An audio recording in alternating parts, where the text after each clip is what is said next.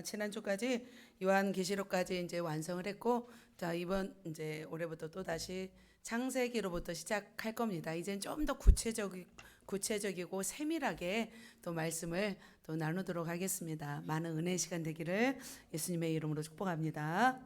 자, 오늘 한번 제목 한번 읽겠습니다. 시작. 펭귄이 하늘을 날 수 있을까? 부제목은요, 태초에 시작된 창조의 신비. 자, 말씀 읽겠습니다. 시작. 태초에 하나님이 천지를 창조하시니라. 자, 오늘 제목이 참 특이합니다. 펭귄이 하늘을 날 수 있을까? 날 수 있을까요? 날 수 있지 않을까요? 새처럼 생겨서 막 열심히 체력 단련하고 막 날개를 막 엄청 움직이면 날 수 있지 않을까요? 양호 성도님? 그죠? 아니에요? 와, 아니라고 하네요. 또 진화가 되면 날 수 있지 않을까요? 펭귄이 막 진화가 되는 거예요. 막 로봇으로 아니면 막 멋지게 진화되면 날 수 있지 않을까요? 펭귄이? 양호 성도님? 아니래요. 과연 왜 펭귄이 날 수 있을지 오늘 또 말씀을 보면서 왜 날지 못하는지 우리 알아가도록 하겠습니다. 왜 갑자기 막 펭귄이 등장할까요?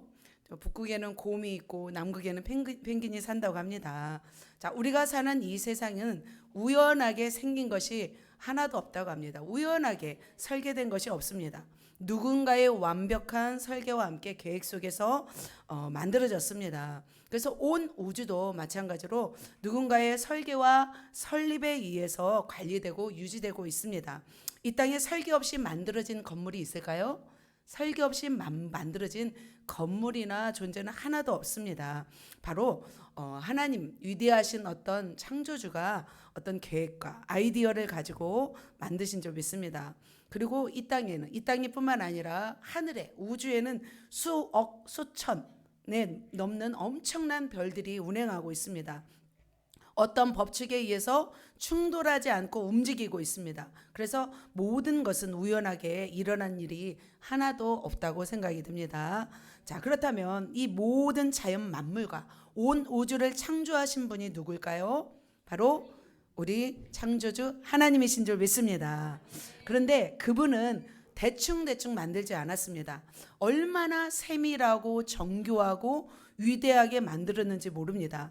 그래서 하나님은 우리가 알 수도 없고 깨달을 수도 없는 어떤 큰 계획과 큰 뜻을 가지고 이 천지 만물을 창조하셨습니다. 그런데 이 천지 창조를 이제 시작하셨잖아요. 천지 창조를 막 이렇게 시작하셨는데, 자, 그렇다면 하나님이 계신 천국에서 이 천지를 만드셨으면 얼마나 좋았을까요? 그런데 하나님은 그 천국에서 만들지 않았습니다. 천국에서 만들지 않고 이 땅 가운데, 우리가 사는 이 땅 가운데서 하나님이 천지 창조를 시작하셨습니다. 다시 한번 읽겠습니다. 시작. 태초에 하나님이 천지를 창조하시니라. 자, 천지 창조는 창세기 1장 1절로부터 시작합니다. 그래서 천지 창조를 하실 때 하나님은 조심스럽게 자신의 존재를 설명하지 않았습니다. 하나님은 어떻게 설명하셨냐면 선빵을 날렸습니다. 하나님의 존재를 선빵에 태초에 하나님이 천지를 창조하시니라. 처음부터 하나님이 그냥 등장해 버리신 것입니다. 그러니까 태초 시작한 날 주인공이 누구라는 거예요? 하나님이시라는 거죠. 자, 여기서 보면 천지를 보면 하늘과 땅을 의미합니다. 그런데 여기서 원어를 보니까 하늘을 뜻하는 것은 복수라고 합니다. 그리고 땅은 단수라고 합니다. 그렇다면 그것은 무엇을 의미할까요? 천은 세 가지 하늘을 의미합니다. 우리가 바라보는 스카이 하늘이 있습니다. 그리고 별들이 존재하는 우주, 스페이스, 그것도 하늘을 의미합니다. 그리고 영원히 우리가 살아갈 공간 어디예요? 천국, 헤븐, 거기도 하늘을 의미합니다. 그래서 하늘은 복수형으로 이렇게 말씀하셨다고 합니다. 그런데 땅은 뭐예요? 단수래요. 그러면 우리가 살고 있는 땅, 지구가 하나밖에 없다는 거예요. 지구에만 누구가 존재해요? 사람이 존재한다는 거죠. 우주에는 생명체가 있어요, 없어요? 없다는 거예요. 우주인은 없어요. 화성인도 없어요. 오직 지구에만 하나님의 형상을 닮은 하나님의 어떤 생물들, 하나님 형상은 하나님밖에 없죠. 아니, 사람밖에 없죠. 사람이 존재한다는 거죠. 그렇다면 하나님은 이렇게 모세를 통해서 모세오경 창세기를 기록하였습니다. 그 말씀에 이렇게 기록한 이유는 뭘까요? 바로 창세기를 기록한 이유는 하나님의 존재를 알게 하기 위해서요. 어떻게 창조주 하나님을 우리가 알 수 있어요? 바로 성경 말씀을 통해서, 그리고 하나님이 만드신 천지 만물을 통해서 바로 하나님의 존재를 우리가 알 수 있습니다. 천지 만물은 절대자의 어떤 창조물이 아니고서는 설명할 수가 없어요. 우연한 설계와 진화를 통해서는 알 수가 없는 거예요. 그래서 하나님은 하나님의 천지 창조한 것을 바로 성경에 기록하게 하였습니다. 자, 이렇게 하나님은 주저하지 않고 하나님의 존재를 바로 창세기 1장 1절부터 시작하였습니다. 알리셨습니다. 그래서 마찬가지로 온 우주의 주인이 하나님이시기 때문에 우리가 믿는 하나님을 우리는 어떻게 전하고 우리가 어떻게 살아야 될까요? 바로 그렇습니다. 주저하지 않고 하나님을 당당하게 우리는 나타내야 될 줄 믿습니다. 천사도 그 누구도 무에서 유를 창조한 존재는 하나도 없습니다. 무에서 유를 이끌어낸 존재는 하나도 없습니다. 오직 하나님만이 무에서 유를 이끄신 위대하신 하나님이신 줄 믿습니다. 온 우주가 얼마나 광활해요. 엄청나잖아요. 오늘도 또 PPT를 통해서 말씀을 드릴 텐데 그 우주의 광활함, 또 우리 인체의 아주 세밀한 DNA, 소미립자까지 모든 영역을 완벽하게 만드신 분이 누구예요? 우리의 하나님이십니다. 하나님은 바로 그렇게 하나님의 지혜로 설계하셨고, 그리고 하나님은 말씀하시는 대로 말씀대로 이루게 하신 전능하신 하나님이신 줄 믿습니다. 그렇다면 지금도 하나님이 말씀하시면 놀라운 무의 수유가 새롭게 창조될 수 있을까요? 아멘. 지금도 하나님이 말씀하시면 못 이루는 일이 없는 줄 믿습니다. 자, 사랑하는 성도 여러분, 그래서 하나님의 말씀에는 강력한 힘이 있습니다. 그렇다면 하나님의 형상을 닮은 우리도 우리의 말에는, 입술에는 힘이 있을까요? 있는 줄 믿습니다. 우리의 입술에도 강력한 힘이 있습니다.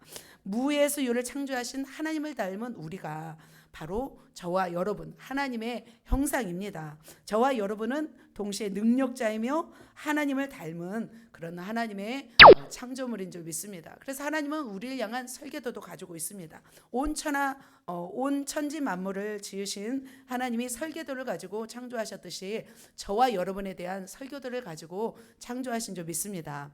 그래서 오늘 말씀은 어떻게 하나님께서 천지를 6일 동안 아름답게 창조하셨는지를 말씀을 나누고, 그 하나님이 어떠한 분이신지, 동시에 그 하나님이 우리에게 부탁하신 일은 무엇인지 살펴보도록 하겠습니다. 그래서 하나님의 큰 계획 가운데 우리를 이 땅에 두신 이유와 그 섭리를 깨달아서 우리가 이 땅에서 무엇을 하면서 살아야 될지를 우리가 깨닫고 적용하셔서 정말 능력 있는 그런 삶을 살아내시는 저와 여러분 되시기를 예수님의 이름으로 축복합니다. 아멘. 그래서 저는 전체 구조를 오늘 두 가지로 나눌 거예요. 하나님이 하신 일, 그리고 우리가 할 일, 두 가지를 가지고 말씀을 나누도록 하겠습니다. 자, 말씀을 집중할 준비 되셨나요? 자, 오늘은 쫙 집중이 됩니다. 할렐루야. 자, 그렇다면 첫 번째, 하나님이 하신 일 뭘까요? 6일 창조입니다. 하나님은 자, 이렇게 보시면 첫째 날에 빛을 창조하셨습니다. 그리고 둘째 날에 하늘, 궁창과 궁창을 나누었습니다. 물과 물을 나누었습니다. 그리고 셋째 날 바다와 육지를 나누시고 씨 맺는 채소와 씨 가진 열매를 만드셨습니다. 그래서 셋째 날 창조된 어떤 식물들은 빛 에너지, 첫째 날 빛이잖아요. 빛 에너지를 생체 에너지로 저장을 하게 됩니다. 그리고 넷째 날 뭘 만드시냐면 해와 달과 별을 만드십니다. 그래서 또 다섯째 날, 여섯째 날 공중의 새와 물고기, 그리고 육지 동물, 가축들은 바로 셋째 날 만드신 뭘 먹고 살아요? 식물을 먹고 이렇게 살게 되었습니다.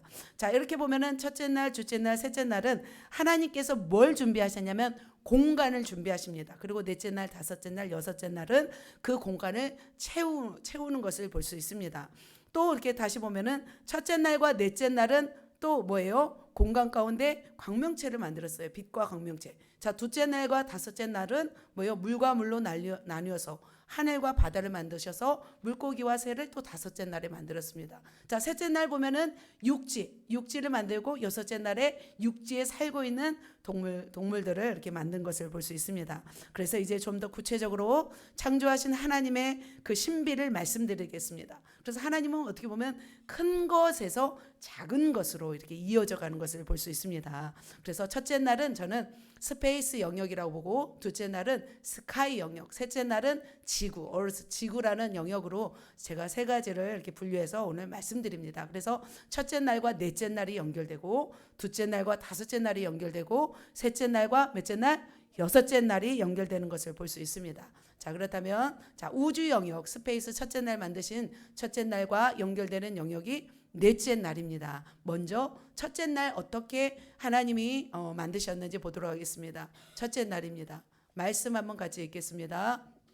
말씀은 자, 같이 읽습니다. 시작. 하나님이 이르시되 빛이 있으라 하시니 빛이 있었고, 하나님이 빛을 낮이라 부르시고 어둠을 밤이라 부르시니라. 저녁이 되고 아침이 되니 이는 첫째 날이니라. 첫째 날 뭘 만드셨어요? 빛을 만드셨습니다.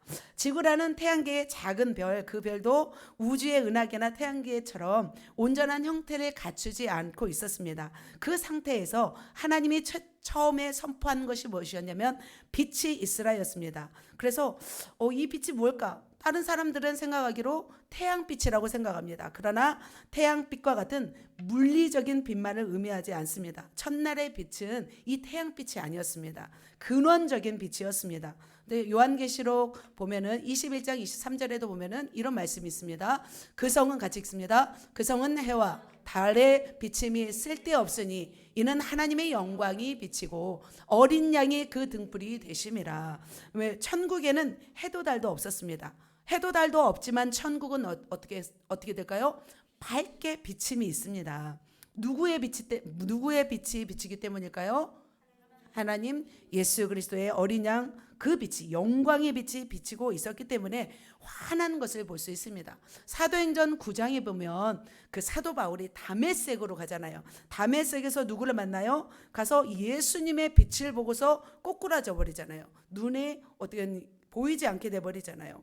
또 그런 빛도 하나님의 빛입니다. 또 변화산에서 베드로, 야고보, 요한이 변화산에서 예수님을 배웠을 때 예수님의 옷의 희기가 태양보다 더 밝게 빛난다고 하였습니다. 바로 그 빛은 그 빛을 의미합니다.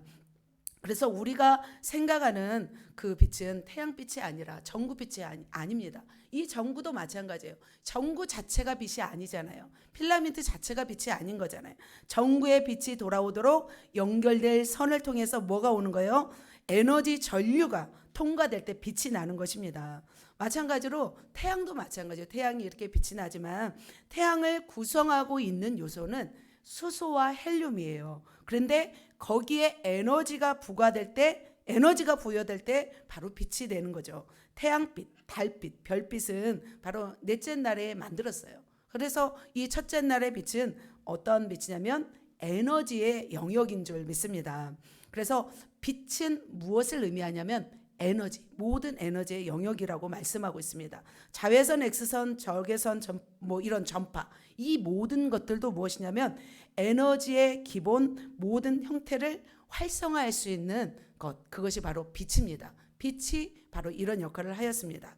그런데 하나님은 첫째 날에 이 빛을 어떻게 있으라? 빛이 있으라 이렇게 말씀하셨습니다. 그런데 이 빛이 있으라 말씀하시자 온 우주 가운데 하나님의 빛이 온 우주 가운데 충만하게 펴져 나간 것을 볼 수 있습니다. 그 에너지가 온 우주 가운데 퍼져 나가자 하나님은 어떠하셨어요? 하나님의 기분은 보시기에 좋았더라 말씀하고 있습니다. 굉장히 기뻤대요. 하나님도 그 빛을 만드시고 너무나 기쁘시다고 이렇게 말씀하고 있습니다. 자, 그렇게 빛이 있으라 말씀하시자 빛이 생겨나서 빛을 낮이라 칭하고 어둠을 밤이라 칭하셨어요. 그러니까 빛이 계속 있지는 않으신 것 같아요. 않게 하신 것 같아요. 빛이 있는 구간이 있고 또 빛이 또 없는 구간이 있는 거예요. 그래서 하나님은 낮과 밤을 이렇게 창조하셨습니다. 자, 그렇게 빛을 만드신 하나님을 찬양합니다. 자, 옆 사람에게 뭘 말할까요? 빛이 있으라. 한번 합시다. 시작. 빛이 있으라. 우리의 입술에도 빛이 있으라 할 때 우리의 어떤 슬픈 마음들, 불편한 마음들, 우리의 외모에서도 빛이 나올 줄 믿습니다.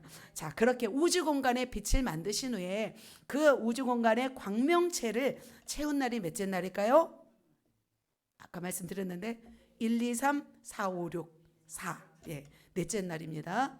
자, 빛을 만드셨습니다. 자, 넷째 날.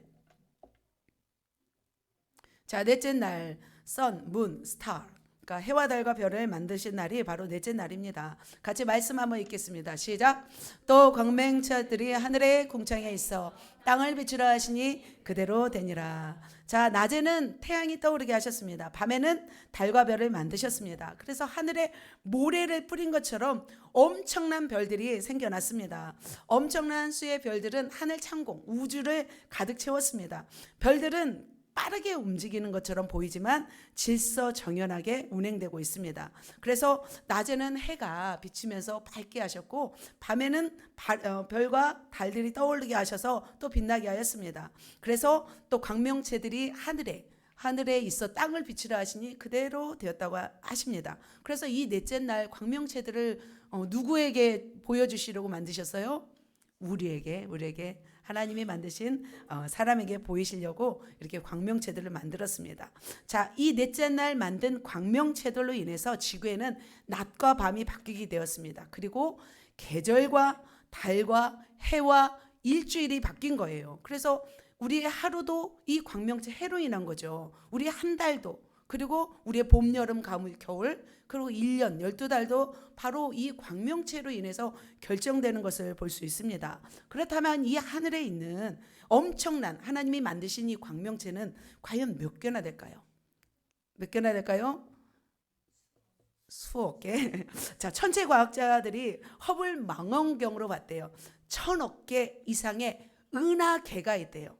이 은하계 한 개에는 한 개마다 뭐 과학자들마다 다른데 1000만 개에서 100조 개까지 별이 있다고 하는데 보통 1000억 개 이상의 별이 모인 것이 바로 하나의 은하계를 만든다고 합니다. 그러니까 어마어마한 은하계인 거죠. 이 은하계, 헤아릴 수 없는 수많은 별들 중에서 은하계가 있습니다. 그런데 이 은하계를 시속 7만 킬로로 속도로 공전하는 태양계가 있다고 합니다. 이 은하계를 우리 태양계가 또 돌고 있습니다. 또 그리고 이 태양계에는 몇 개? 8개의 행성들이 일정한 속도로 어디 주위를 돌고 있어요? 태양을 돌고 있습니다. 그래서 최고 수준의 어떤 질서가 유지되고 있는 것이 바로 이 광명체들이에요. 그래서 해와 달을 비롯한 모든 별들, 광명체들은 누구의 명령에 복종하고 있어요? 하나님의 명령에. 그래서 이들은 자기 스스로의 주관이 있어요, 없어요?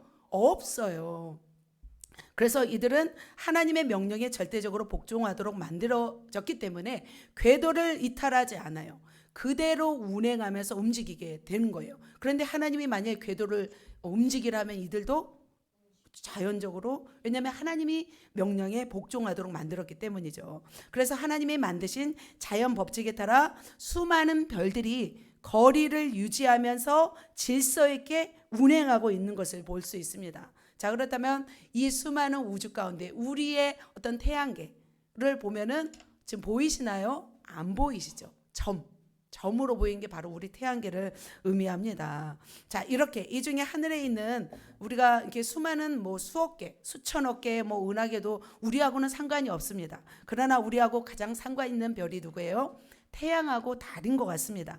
태양은 태양계의 중심에 자리 잡고 있습니다. 그래서 지구를 비롯한 행성들은 직접적으로 간접적으로 태양이 어떻게 보면은 태양의 지배는 아닌데 영향력 안에 있는 것 같습니다. 그래서 달은 인력에 의해서 지구를 돌고 있고, 보면은 자 우리가 지구가 태양계를 이렇게 돌고 있는 것을 볼 수 있습니다.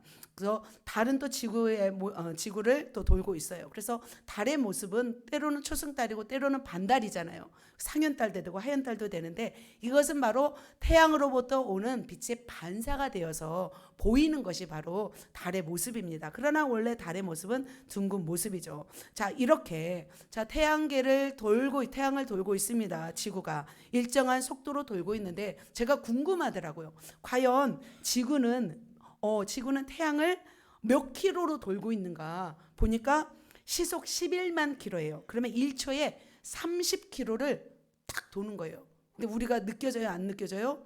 엄청난 소리를 내고 돌고 있는 게 바로 지구가 공전하는 속도예요. 자전 속도도 한번 스스로 이렇게 돌잖아요. 지구가 이렇게 막 돌잖아요. 자전은 보니까 시속 1667km. 그러면 1초에 460m를 탁 도는 거예요. 우리가 지금 돌고 있는 거예요. 460m. 근데 우리가 느껴져요, 안 느껴져요? 정말 하나님의 이 엄청난 섭리 가운데 우리가 지금 보호되고 있는 거예요. 그런데 생각이 들었어요. 말씀을 준비하면서 과연 공전과 자전이 필요할까? 그래서 공전을 안 하게 되면 어떤 일이 일어날까 찾아보니까, 공전을 하지 않으면, 우리가 태양계를 돌지 않으면 자기장의 보호막이 사라져서 각종 태양계로부터는 모든 방사선을 그대로 직접 받아서 생명체가 다 몰살해 버린대요. 그리고 공전을 하지 않으면 중력과 원심력이 사라져서 우리가 지구가 어디로 빨려 들어가요? 태양으로 빨려 들어간대요. 그래서 빨려 들어가서 타버린대요. 그래서 공전을 해야 됩니다. 그러면 만약 자전을 하지 않으면 어떻게 해요? 스스로 이렇게 돌지 않으면 어떻게 되냐면 태양 쪽을 바라보는 쪽은 완전히 뜨거워서 타버리고, 태양 쪽을 바라보지 않는 쪽은 너무 차가워서 얼어버린대요. 그리고 이렇게 자전을 하지 않으면 공기가 사라져 버려서 숨을 쉴 수 없고, 그리고 바다가 순환되지 않아서 지진이 생긴대요. 그래서 공전과 자전과 이 태양계에 운행하는 모든 속도들이 일정하게 이렇게 움직여야 된다는 것을 제가 보면서 정말 위대하구나라는 것을 깨달았습니다. 그래서 지난주에 말씀드렸던 6째 봉인이 떼어질 때 하늘의 광명체들이 흔들리잖아요. 그러면 지구에는 엄청난 재앙들이 생길 수 있다 없다? 있다. 이제 이 과학적인 원리를 보니까 요한계시록 6장에 보면은 여섯인이 떼어질 때, 그때 하늘이 막 움직일 때 이 땅에도, 이 주계에도 엄청난 지진과 해일과 그런 일들이 일어나겠구나를 제가 알게 되었습니다. 그래서 정말 하나님이 궤도를 움직이지 않고 정말 잘 운행할 수 있도록 우리는 하나님 앞에 정말 더 기도해야 될 줄 믿습니다. 그래서 이 하늘의 광명체들이 흔들려 버리면 지구에는 어마어마한 재앙이 있다는 것입니다. 할렐루야. 그래서 우주를 관할하시는 분은 누구예요? 바로 우리 하나님이신 줄 믿습니다. 자, 두 번째 영역입니다. 자, 첫째 날, 넷째 날 우주의 영역. 자, 둘째 날, 다섯째 날은 하늘 영역입니다. 자, 하늘 영역 한번 보도록 하겠습니다. 자, 있습니다. 시작. 하나님이 궁창을 만드사 궁창 아래 물과 궁창 위로 물로 나누게 하시니 그대로 되니라. 자, 창조의 둘째 날이 밝았습니다. 하나님은 또 말씀하였습니다. 물 가운데 창공이 생겨라 말씀하고 있습니다. 궁창 위의 물과 궁창 아래 물로 나누게 하라, 이렇게 말씀하시자 그대로 되었습니다. 그래서 창공은 지구를 둘러싸고 있는 대기권의 넓은 공간으로 그것을 궁창이라고 말하고 있습니다. 그리고 아래 밑에 공간 물층을 말하고 있습니다. 그래서 공간 위에 있는 물층과 아래에 있는 물층으로 나눈 것입니다. 그래서 위에 있는 물층은 하늘이라고 하였습니다. 그래서 이 공간 위에 있는 물층은 막 물이 두껍게 있는 것이 아니라 수증기 형태로 그런 있는 것을 의미합니다. 그래서 궁창 위를 하늘이라고 말하고 궁창 아래를 바다라고 말하고 있습니다. 자, 이렇게 위 아래가 수증기로 되어, 위는 수증기 아래는 물로 되어 있었습니다. 자, 노아 홍수가 나기 전까지 궁창 위에 물은 어떻게 있었어요? 그대로 있었어요. 그래서 지구는 완벽하게 보호되고 있었습니다. 그래서 감마선, X선, 자외선, 가시광선, 원적외선, 마이크로 모든 좋지 않은 그것들이 궁창 위의 물로 인해서 다 어떻게 해요? 다 반사되었죠. 습수되지 않았습니다. 그러나 노아의 홍수로 인해서 위에 있는 물들이 다 쏟아져 내렸잖아요. 그래서 어떻게 됐냐면 태양의 자외선, 적외선, 가시광선으로부터 어떻게 해요? 그대로 받게 되었습니다. 그러니까 기후에도 영향을 미쳤어요. 그래서 기후에도 영향을 미쳐서 궁창이 있을 때는 따스하고 온화하고 습도를 유지했기 때문에 굉장한 온실처럼 느껴졌어요. 그래서 어마어마한 식물이 자라기도 하고, 그래서 옷이 필요도 하지 않았습니다. 고기를 먹지도 않았습니다. 그러나 이렇게 궁창 위에 물이 뚫려져 버리자 수명이 어떻게 되었을까요? 수명이 단축된 것을 볼 수 있습니다. 자, 보면 노아 홍수 이전에 보면은 아담 930세, 무드셀라 969세 다 나와 있잖아요. 그런데 노아 때로부터 어떻게 해요? 나이가 점차적으로 줄어든 것을 볼 수 있습니다. 그래서 하나님은 이렇게 궁창 위의 물과 궁창 아래의 물로 나누게 하였습니다.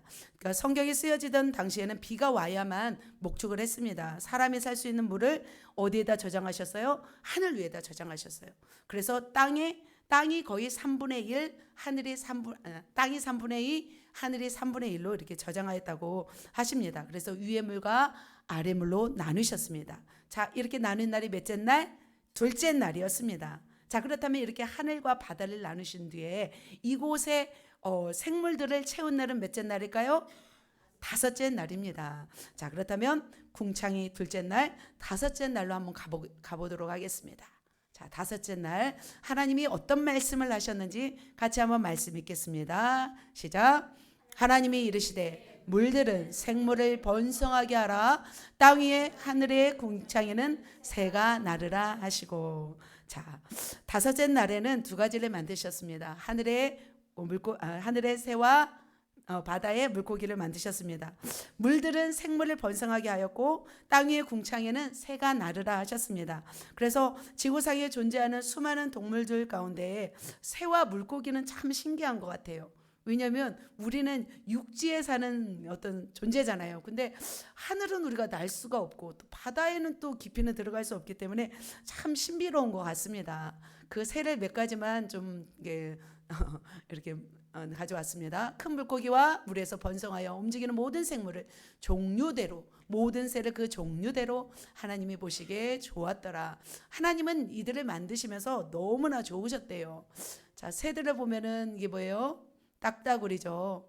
엄청난 힘이 있다고 하더라고요. 자, 닭이 먼저예요? 달걀이 먼저예요? 김대성 성도님. 뭐가 먼저일까요? 닭이 먼저죠. 하나님이 땅의 짐승을 그 종류대로, 가축을 그 종류대로, 땅에 기는 모든 것을 종류대로. 그러니까 먼저 새를 먼저 창조하셨죠. 그리고 새가 알을 낳은 거죠. 그리고 이게 뭐예요? 공작새. 너무나 아름다운, 다 이게 하나님의 창조물인 줄 믿습니다. 자, 하늘에는 새를 만드셨습니다. 그런데 바다에는 뭘 만드셨어요? 물고기를 만드셨습니다. 자, 놀라운 디자인들 한번 보여드렸지만 한 번 더 보여드립니다. 짠, 짠. 자, 물고기들이 이렇게 예쁘죠. 자, 정말 우리가 생각할 수 없는 다양한 모습으로 이것뿐만 아니라 큰 물고기, 작은 물고기, 정말 때로는 뼈가 보이는 물고기도 있더라고요. 정말 하나님이 창조물에는 정말 대단한 것 같습니다. 그래서 하늘을 자유롭게 노는 새들과 나는 새들과 바다를 또 나는 물고기들을 하나님께서 이렇게 창조하셨습니다. 저 예전에 제가 보았던 만화 중에서 가장 기억에 남는 만화가 뽀로로예요. 뽀로로 보신 적 있으세요? 네, 봤죠. 뽀로로 만화가 뽀로로의 어떤 캐릭터의 동물 명칭이 뭐예요? 뭐예요? 뭐예요? 그래요, 펭귄이에요. 왜 늦지? 빨리빨리 나와야 되는데. 자, 새처럼 생겼지만 펭귄은 날 수가 없었어요. 귀여운 뽀로로가 소망이 생겼어요. 뭘 소망했냐면 간절히 소망했어요. 뽀로로가 하늘을 나는 것이 소망이었어요. 그래서 간절히 뽀로로가 막 정말 보셨나요? 안 봤어요? 뽀로로가 너무 간절히 하늘을 날고 싶어요 했는데 드디어 날게 되었어요. 어디를 날게 돼요? 바닷속을 날게 되었어요. 그러면서 뽀로로의 소원이 이루어진 것을 제가 보면서 어쩌면 저런 생각을 할 수 있을까 정말 놀라웠습니다. 자, 이처럼 하나님은 펭귄을 만드셨습니다. 새를 만드셨습니다. 새인데 날 수 없는 새죠. 펭귄이랑 닭이랑 오리랑 걔네들은 조금 좀 정체성이 불분명하죠. 날든지 아니면 헤엄을 치든지 해야지 중간에 살아남는 자들입니다. 자, 이렇게 하나님은 이렇게 새와 물고기를 만드셨습니다. 그런데 물고기는 무엇으로 호흡을 해요? 아가미로 호흡을 하고 지느러미로 운동을 하는 것을 볼 수 있습니다. 반대로 새는요, 하늘을 나는 날개로 이렇게 지느러미가 아니라 날개로 하늘을 나는 것을 볼 수 있습니다. 그러니까 물고기와 새는 전혀 다른 신체 구조와 어떤 생활 방식을 가지고 있습니다. 그런데 문제는 뭐냐면 진화론자들이 있습니다. 진화론자들은 생명체가 바닷속에서 아메바로부터 해서 우연히 탄생했다고 하는 것을 볼 수 있습니다. 진화적 패러다임이죠. 그래서 우연히 만들어졌고 우연히 진화되었고 적자 생존, 이거 보면 적자 생존에 의해서 살아남은 종들이 지금까지 있다고 이렇게 말을 하고 있습니다. 그런데 하나님은 성경은 어떻게 말씀하고 있어요? 생명체는 처음부터 그 종류대로 창조되었다고 말씀하고 있습니다. 종과 종 사이를 뛰어넘는 진화는 어디에도 찾아볼 수 없습니다. 화석에도 없습니다. 그런데 진화론은 수십억 년 진행되기 때문에 볼 수 있다고, 이렇게 진화되었다고 말하는 것을 볼 수 있습니다. 그래서 진화론자들은 이런 생각을 합니다. 어느 날 바닷속의 무생물이 갑자기 생명체가 되는 것이 기적이라고, 그것이 뭐 우연히 일치라고 생각합니다. 그래서 단세포가 계속해서 번식해서 어느 순간에 이제는 뭐 이렇게 생물체가 되고 생명체가 돼서 물고기가 되고, 그것이 파도에 떠밀려 와서 어떻게 돼요? 뭐 어떻게 돼요? 이제 육지로 올라와서 환경에 적응해서 양서류가 되고, 그것이 손발이 나오면서 파충류가 되고, 그것이 새가 되고, 그것이 나중에 육지 동물이 되었다고, 이렇게 하는 것이 바로 이제 진화론자들의 말입니다. 그래서 생각해 보니까 예를 들면 이거죠. 물고기가 양서류를 됐다고 하잖아요. 물고기가 어느 날 물을 떠나고 싶었습니다. 그래서 세상에 나와서 성공하고 싶어서 정말 어떻게 했어요? 답답했죠. 살 집을 마련했죠. 그리고서 물고기가 부모님께 편지를 썼습니다. 이제 저는 나가서 살겠습니다. 우리 아들 같네요. 그리고 짐을 싸서 어디래요? 무트로 나왔습니다. 무트로 나와서 막 적응하면서 살다 보니까 다리가 생기고 뛸 수 있는 어떤 모양이 되었습니다. 그리고 더 열심히 살다 보니까 이제 악어가 되었고, 더 살다 보니까 뭐가 됐어요? 날 수 있는 새가 되었다는 거죠. 바로 이것이 뭐예요? 진화론자들의 주장인 거죠. 그런데 물고기가 물을 떠나면 살 수 있어요? 죽어요. 살 수가 없습니다. 자, 이렇게 진화론자들은 이런 것을 주장하였습니다. 그래서 양서류, 파충류 계속 이렇게 이어져 가고 있습니다. 그래서 진화론자들은 오랜 시간을 거쳐서 이렇게 진화했다고 주장하고 있습니다. 그러나 성경에는 분명히 말씀합니다. 창조 다섯째 날에 어류와 조류를 종류대로 창조했다고 말씀하고 있습니다. 과연 그렇다면 과학이 증거하는 것이 창조일까 아니면 진화일까요? 그들은 진화를 말하고 있지만 진화의 허구성은 계속하여 드러나는 것을 볼 수 있습니다. 제가 오늘 왜 진화론에 대해서 이렇게 좀 더 이렇게 말씀을 드리냐면, 왜냐하면 창조를 너무나 창조의 반대자들이 거의 진화론자들이었기 때문이에요. 그래서 하나님을 믿지 못하게 했던 자들이 주로 진화론자들이었기 때문에 이것들을 좀 더 말씀드립니다. 자, 지구상에는 제가 말씀드리면 8,800에서 1,200의 종류의 조류가 서식하고 있다고 합니다. 그런데 진화론자들은 어떻게 생각하냐면 이 파충류로부터 조류가 되었다고 말하고 있습니다. 파충류의 특징은 뭐예요? 파충류는 두꺼운 가죽을 가지고 있고 혀를 가지고 있고 부리가 있어요, 없어요? 부리가 없잖아요. 깃털도 없잖아요. 그런데 파충류는 또 체온이 어떻게 변화되는 변온 동물이잖아요. 추운 곳에 가면 추워져 버리고 따뜻한 곳에 가면 몸이 따뜻해지는 특징을 가지고 있습니다. 그런데 어떻게 이 파충류가 조류로 취해될 수 있을까? 이것은 말이 안 되는 거라고 생각합니다.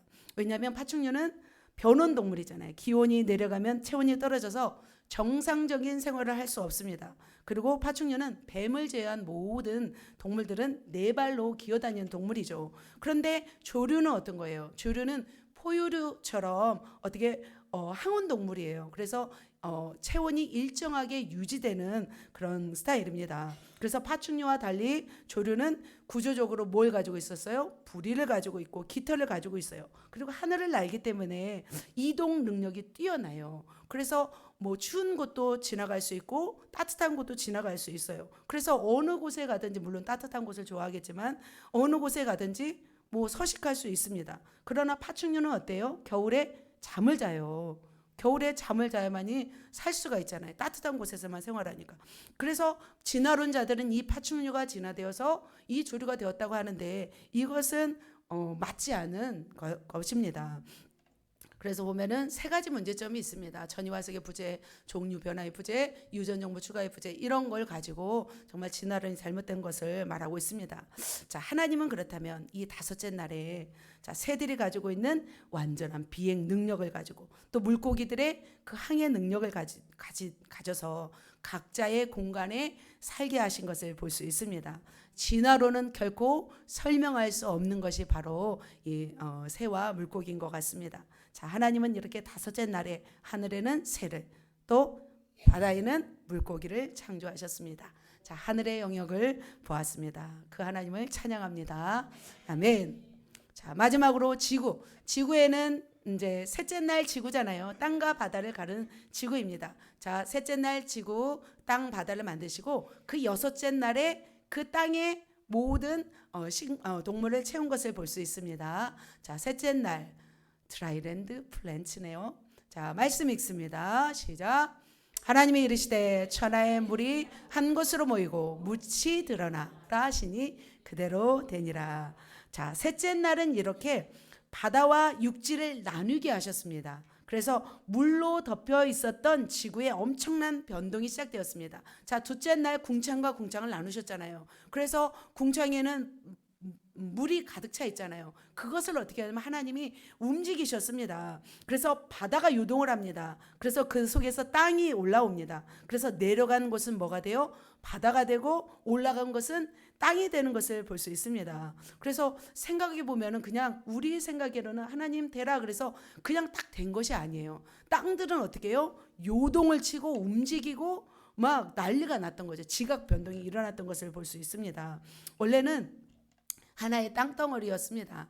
그러나 원래는 전체가 하나의 덩어리였습니다. 그러나 어떻게 해요? 하나님이 셋째 날 이렇게 말씀하시면서 이렇게 지각 융기가 되면서 또 이동한 것을 볼 수 있습니다. 지금처럼 5대양 6대주가 아니었습니다. 원래는 한 대양 한 대륙이었다고 말씀하고 있습니다. 많은 지질학자들이 이것을 설명하고 있습니다.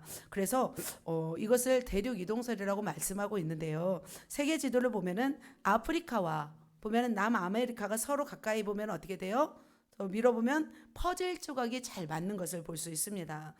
오스트레일리아 대륙도 아프리카 그 어떤 대륙 사이에 쏙 들어맞는 것을 볼 수 있습니다. 지리적으로 뭐 수천 킬로 떨어져 있는 곳에 있는 어떤 특이 식물들, 어떤 광물질이고 또 같이 있는 것을 보면은 지구가 원래는 하나였지만 떨어져 간 것을 이렇게 볼 수 있습니다. 바로 그렇게 하나님은 셋째 날에 바다와 물과 육지를 나눈 것을 볼 수 있습니다.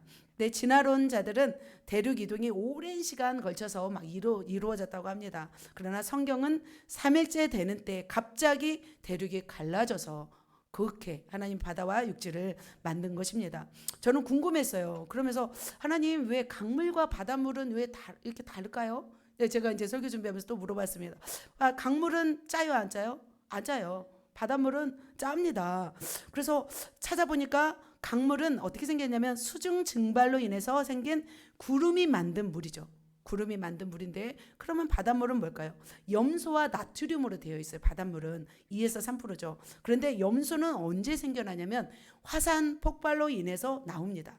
나트륨은 언제 나오냐면 암석이 부서져서 흙이 되는 과정 속에서 빗물에 씻겨서 내려가서 생기는 것이 바로 나트륨입니다. 그러니까 창조 셋째 날에 이 암석이 부서지면서 나트륨이 생긴 거죠. 그때 어떻게 보면 화산 폭발이 일어날 수 있죠. 왜냐하면 대륙이 이동해야 되니까. 그래서 셋째 날에는 이런 엄청난 지각 변동이 일어났다는 어떤 감동이 들었습니다. 마찬가지로 또 노아 홍수 때도 그러한 변동이 일어났죠. 그래서 바닷물과 강물이 다르게 것을 제가 생각하게 되었습니다. 자, 지각 변동을 시켜서 지구 내에 엄청난 흔들림이 있는 것을 바로 언제 하셨어요? 셋째 날에 만든 것을 볼 수 있습니다. 자, 그런 다음에 이 셋째 날에는 너무나 좀 특이한 일이 있습니다. 하나님이 보시기에 좋았더란 말씀을 2번 하셨어요. 처음에는 물과 육지를 나눈 다음에 두 번째 하신 일이 있습니다. 바로 어떤 일을 하시냐면 이 일입니다. 같이 읽습니다. 땅은 풀과 심에 있는 채소와 각기 종류대로 씨 가진 열매 맺는 과목을 내라 하시매 종류대로 하나님이 보시기에 좋았더라. 아멘. 자, 이 셋째 날은 아주 특이한 날입니다. 하나님의 감탄을 2번 하셨습니다. 바다와 육지를 가르신 다음에 채소를 만드시고 씨 가진 열매를 만드신 날입니다. 그래서 씨 가진 채소를 미리 만들어 두신 거예요. 그리고 열매를 셋째 날에 만드신 거예요. 이 셋째 날에 만든 걸 가지고 몇째 날에 먹게 해요? 다섯째 날, 여섯째 날 만든 새와 물고기와 육지 동물을 통해서 먹게 하신 거죠. 그래서 하나님은 이 순차적으로 하신 것을 볼 수 있습니다. 자, 이렇게 셋째 날에 씨 맺는 채소와 과일을 만드신 후에 몇째 날에 이제는 그것을 먹는 자들을 만드셨을까요? 땅의 여섯째 날입니다. 자, 이렇게 씨 맺는 채소를 만드셔서 이렇게 만드셨습니다. 자, 여섯째 날 한번 보도록 하겠습니다. 자, 여섯째 날 어떻게 만드셨는지 같이 읽습니다. 하나님이 이르시되 땅은 생물을 그 종류대로 내되 가축과 기는 것과 땅의 짐승을 종류대로 내라 하시니 그대로 되니라. 자, 여섯째 날에는 땅의 육축과 기는 것과 짐승을 종류대로 내라 하실 때 그대로 내게 되었습니다. 그래서 하나님은 종류대로 동물과 사람을 지으셨습니다. 이 땅에는 425만 종의 식물이 있고 100만 종 이상의 동물이 있다고 합니다. 어마어마한 동물을 하나님이 만드셨습니다. 자, 보면은 욥기에도 말에게 강한 힘줄을 주셨습니다. 또 원숭이를 만드셨습니다. 기린은 또 높은 곳에 올라가서 따먹습니다. 기린은 고혈압 환자인 거 아시죠? 고개를 숙이면 먹을 그런 엄청난 혈압이 있어야만이 그걸 올라가는 거죠. 신경이 살아 있잖아요. 자, 그런데 이렇게 창조하였습니다. 그래서 보면은 다섯째 날에 하늘과 어종을 만드셨잖아요. 그리고 여섯째 날에 짐승들을 창조하셨습니다. 그리고 마지막 날 여섯째 날에 누구를 만드셨어요? 하나님의 형상인 사람을 만드셨습니다. 같이 읽습니다. 형상을 따라 우리가 사람을 만들고 모든 것을 다스리게 하자. 하나님이 자기 형상 곧 하나님의 형상대로 사람을 창조하시니라. 자, 창조의 순서는 매우 계획적이고 체계적이고 아름답습니다. 하나님의 창조 어떤 순서를 보면 하나님의 질서를 알 수 있습니다. 그리고 정말 하나님이 인간을 얼마나 사랑하는지 알게 되는 것 같습니다. 하나님이 창조한 모든 동물이나 식물 모든 것 중에서 가장 하나님이 사랑한 존재가 누구였어요? 사람이었습니다. 그런데 사람이 너무 중요하다고 해서 첫째 날 사람을 만들면 어떻게 돼요? 첫째 날 하나님 그래서 모든 걸 다 준비하신 후에 여섯째 날에 사람을 만드신 것을 볼 수 있습니다. 자, 이렇게 특별한 목적을 가지고 사람을 창조하셨습니다. 그렇다면 하나님은 어떻게 사람을 창조했는지 잠깐 사람의 모습을 잠깐 보도록 하겠습니다. 원래는 준비한 게 더 많은데 시간이 없는 관계로 자, 이렇게 같이 주께서 내 장부를 지으시며 나의 모태에서 나를 조직하셨나이다. 내가 주께 감사함은 나를 지으심이 신묘막측 하심이라. 그래서 정말 사람의 창조는 너무나 신비합니다. 모든 생물과 모든 동물도 너무나 신비해요. 그러나 사람처럼 신비한 존재가 없습니다. 자, 사람이 잉태되어서 자, 10주가 되고 나중에는 몇 주, 10달이 되면은 38주죠. 38주가 되면 사람으로 태어납니다. 그런데 사람의 몸은 기관, 세포, 분자, 원자, 아원자, 소립자 설계도가 어마어마합니다. 그래서 DNA는 생명체의 설계도라고 말씀하고 있습니다. 우리는 잘 알지 못하지만 우리 속에 있는 DNA 하나 가지고 모든 정보를 알 수 있습니다. 그러죠. 저 옛날에는 정말 이상가족 찾기 했잖아요. 막 점 하나 보고 찾잖아요. 지금 어떻게 찾을까요? DNA 보고 찾습니다. DNA면 다 알 수 있습니다. 자, 이렇게 사람의 설계도. 그래서 그 사람의 눈이 파란지, 염색체가 어떻게 되어 있는지, 피부 색깔은 어떻게 되어 있는지 다 무슨 검사, 유전자 검사하면 다 나옵니다. 게놈 프로젝트도 있잖아요. 자, 이렇게 한 사람 안에 이 세포, DNA 정보를 담는다면 어떻게 되는지 보도록 하겠습니다. 사람은 60조 개에서 100조 개의 세포로 이루어졌다고 합니다. 그래서 좀 작은 사람들은 한 60조 개, 좀 큰 사람들은 좀 100조 개일까요? 잘 모르겠지만 아무튼 사람은 100조 개의 세포로 이루어졌습니다. 자, 책을 보면 5,000글자로 100페이지를 만들면 몇 권을 쌓아야만이 한 사람의 유전 정보를 알 수 있어요? 1000권. 어마어마합니다. 1000권을 쌓아야만이 그 사람의 모든 유전 정보를 알 수 있다고 합니다. 얼마나 대단한지 모릅니다. 그리고 한 사람의 DNA는 지구를 몇 바퀴를 돌 수 있을까요? 5만 번을 돌 수 있다고 합니다. 자, 이렇게 정말 하나님은 인간을 만드실 때 너무나 세밀하고 너무나 정확하게 만드셨습니다. 그리고 어떻게 만드셨어요? 하나님의 성품, 하나님의 인격, 하나님의 마음, 하나님의 지혜, 하나님의 힘, 모든 영역에 있어서 하나님을 닮도록 창조하신 것입니다. 그래서 하나님은 모든 만물은 그대로 되니라, 될지어다 이렇게 말씀하셨지만 사람을 창조할 때는 흙으로 사람을 빚어서 생기를 흙으로 사람을 빚어서 생기를 부어 놓으심으로 사람을 창조하셨습니다. 그래서 어찌 보면 굉장히 사람은 뭐예요? 특별한 존재인 것을 볼 수 있습니다. 보면 첫째 날, 둘째 날, 셋째 날, 넷째 날, 다섯째 날 다 만들어 놓으시고 여섯째 날 이렇게 만들었습니다. 어찌 보면 이 천지 만물을 만들어서 누구에게 주려고 하나님이 만드셨을까요? 결국 사람에게 주시려고 만든 거죠. 하나님이 뭐 저거 가지고 노시겠어요? 천국은 더 위대한데. 이것을 만든 이유는 누구에게 주시려고 하냐면 천지 만물을 우리에게 주신 거예요. 우리에게, 인간에게 주신 최고의 선물이 바로 천지 만물인 줄 믿습니다. 보면은 제가 참 감동받은 적이 있습니다.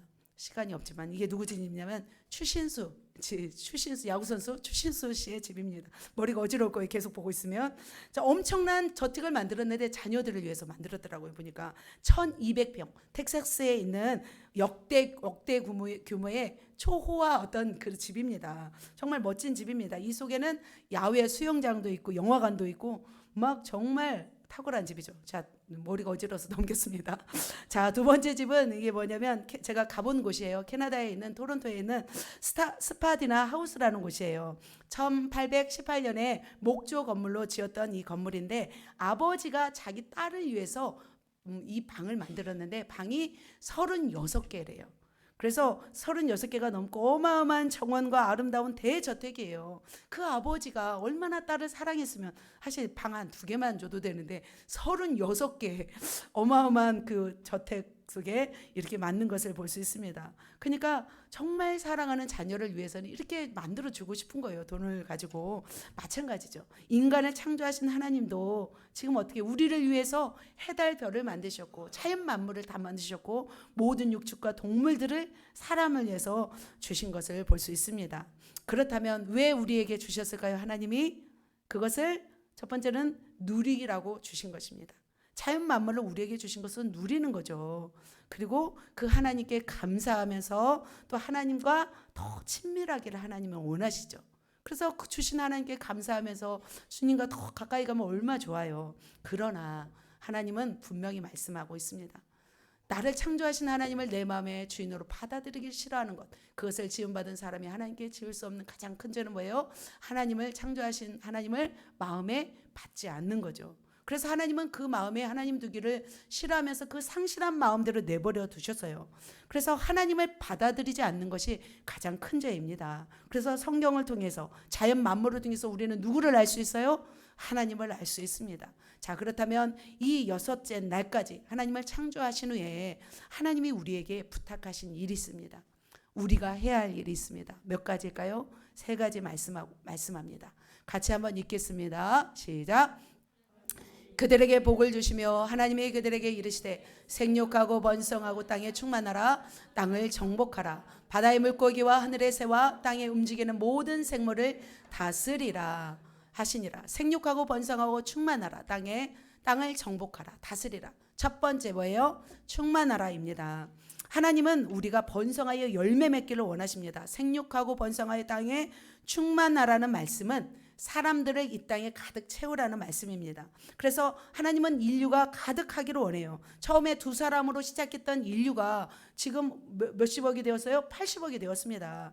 출애굽에서 보면 이스라엘 야곱의 70명이 200만 명이 넘는 300만 명이 넘는 인구로 번성케 하였습니다.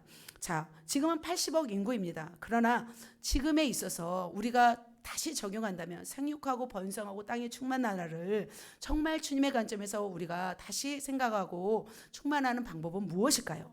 바로 저는 이것이라고 생각합니다.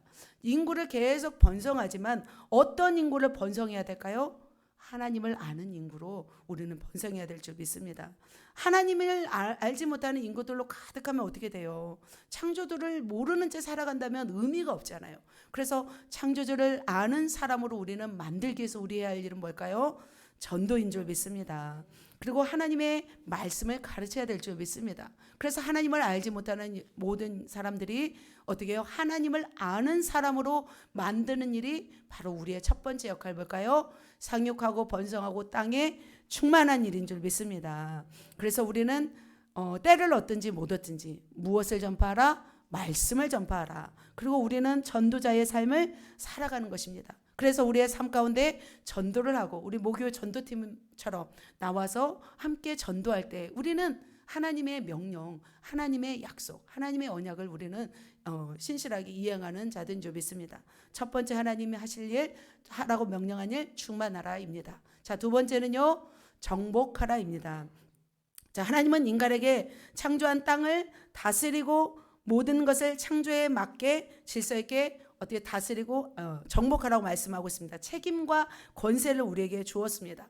땅을 개간하고 이용하는 권리도 우리에게 주셨습니다. 그래서 우리가 하나님이 만드신 자연 만물을 숭배하고 존경하는 것이 아니라 우리는 어떻게 해요? 그들을 지배하고 개간해야 될 줄 믿습니다. 그래서 누에이지 사상은 자연 만물에 뭐가 있다는 신이에요?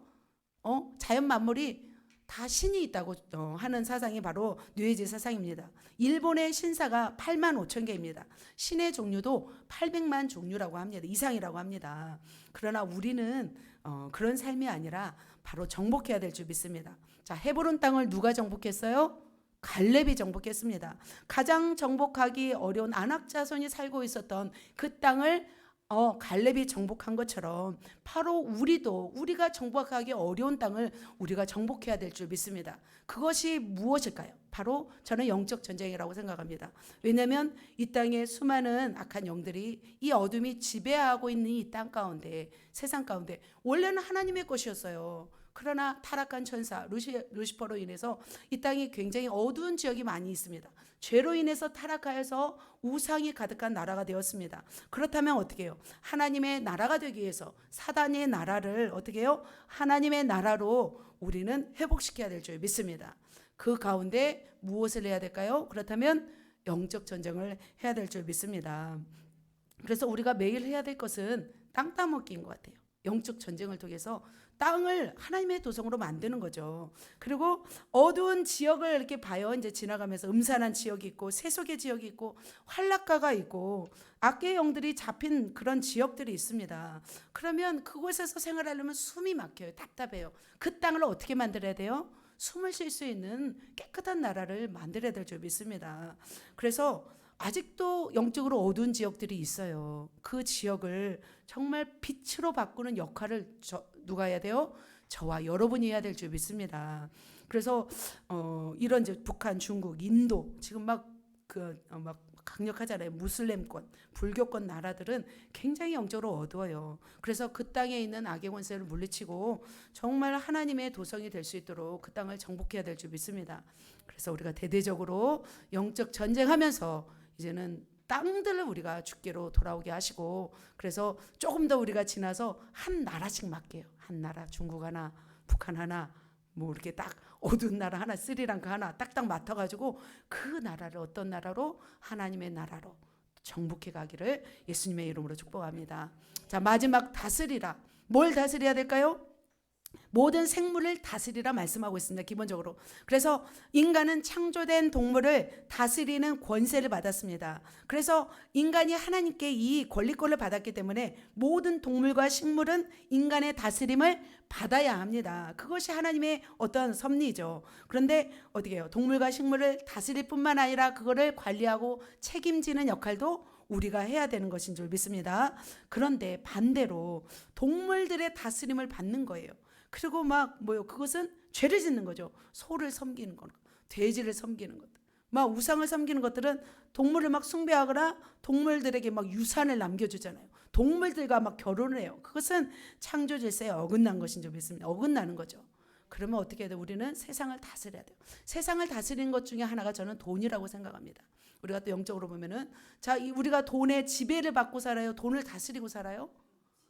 지배받고 살 때가 많아요. 대부분 사람들이. 그러나 하나님은 지배받기를 원할까요? 우리가 다스리기를 원할까요? 다스려야 될 줄 믿습니다. 그래서 우리가 동물도 다스리고 다 다스릴 식물도 다스리잖아요. 그런데 돈을 다스리지 못하는 것이 있어요. 돈을 어떻게 해요? 하나님보다 물질을 쫓아 산다면 잘못된 것이죠. 돈을 따라 사는 것은 잘못된 것이죠. 물질을 따라 사는 것도 잘못된 것입니다. 그러면 다스리는 방법은 뭐가 일까요? 우리가 돈을 너무 사랑하지 않는 거죠. 돈을 사랑하지 않고 풍부해도 궁핍해도 흔들리지 않는 삶인 거죠. 풍부한 사람은 어떻게 해요? 계속 모을까요? 추신수 막 그분처럼 막 1200평 만들어서 막 자기만 위해 쓸까요? 아니죠. 지금 아까 우리 권사님 기도했잖아요. 지구 반대쪽에서는 굶어 죽어가는 사람이 있잖아요. 북한 우리 동포가 굶어 죽어가고 있잖아요. 그것을 우리 쓸 만큼은 쓰고 우리도 막 빈곤하게 살라는 것이 아니라 그것을 나누면서 베풀면서 그렇게 쓴다면 우리는 물질을 다스리는 줄 믿습니다. 또 물질이 너무 없어요. 막 가난해요. 그러면 가난하다고 해서 나쁜 거예요? 아니잖아요. 천국이 저희 것임이라고 말씀하여서 심령이 가난한 자는 복이 있나니 천국이 저희 것임이라. 저 원어들을 보면은 마음만이 가난한 것이 아니잖아요. 물질이 가난한 자도 복이 있대요. 천국이 저희 것임이라. 오히려 물질이 가난한 사람은 심령이 가난해져서 더 하나님께로 나아갈 수 있어요. 은혜를 더 받을 수 있어요. 그러면 더 가난하기 때문에 더 어떻게 해요? 더 하나님의 은혜를 충만히 받아서 또 부유한 삶을 살 수 있는 거죠. 그래서 우리는 그런 거죠. 돈을 다스리고 정복하고 또 그리고 세상을 다스리는 삶을 살아야 될 줄 믿습니다. 자, 그렇다면 이 세상을 다스리는 삶을 살기 위해서 가장 필요한 게 뭘까요? 바로 성령을 따라 사는 삶인 줄 믿습니다. 제가 보니까 제가 마트를 들렸어요. 마트를 들려서 제가 이렇게 장을 봤어요. 근데 그 세상의 영에 제가 딱 휩쓰이니까 어떤 마음이 드냐면 갑자기 슬퍼지더라고요. 그래서 나는 왜 혼자서 지금 이 일을 해야 되나? 왜 아들은 또 나를 안 도와주나? 막 이런 마음이잖아요. 갑자기 딱 들어온 것을 봤어요. 그래서 세상에 있으면 이렇겠구나. 그래서 교회 와서 막 거기서 막 파쇄를 했습니다. 파쇄하고 교회 오니까 다시 평온한 마음이 드는 거예요. 그렇구나. 세상에 있으면 휩쓸리게 되겠구나. 그래서 세상을 다스리기 위해서 우리가 할 일은 뭘까요? 파쇄하면 성령을 따라 살 때 우리는 돈을 다스릴 수 있고 세상을 다스릴 수 있는 줄 믿습니다. 사랑하는 성도 여러분, 말씀을 마치도록 하겠습니다. 우리가 6일 창조를 말씀드렸습니다. 6일 창조, 이 땅에서 하나님께서 6일 동안 창조하신 것을 보면서 우리는 어떻게 해야 될까요? 그것을 감사하면서 정말 살아가야 될 줄 믿습니다. 창조 질서를 무시하면 안 되고 거부하면 안 되고 우리를 남자와 여자로 만드셨기 때문에 정말 이 땅에서 우리가 정말 누리면서 행복을 가지면서 살아야 될 줄 믿습니다. 따스한 봄날입니다. 벚꽃이 활짝 피었습니다. 개나리도 피었습니다. 어제 보니까 진달래도 피었습니다. 그래서 저는 막 교회만이 아니라 그 자연 만물을 저는 이 말씀을 보면서 제가 굉장히 막 쪼들리면서 살잖아요. 인생을 그렇게 살아왔어요. 오직 하나님, 교회 막 이렇게만 살아왔는데 어제 자연을 걸으면서 이 말씀을 준비하면서 이 모든 것을 주님이 주셨구나. 감사하면서 누려야겠구나 생각이 듭니다. 사랑하는 성도 여러분, 봄날이 다가왔기 때문에 한 주도 정말 평안하시면서 꽃구경도 다니시면서 하나님을 찬양하시기를 예수님을 축복합니다. 그리고 우리 역할 충만하고 정복하고 다스려서 전도하며 전쟁하며 또 성령을 따라 사시기를 예수님의 이름으로 축복합니다. 옆 사람에게 한번 선포할까요? 뭘까요? 빛이 있으라.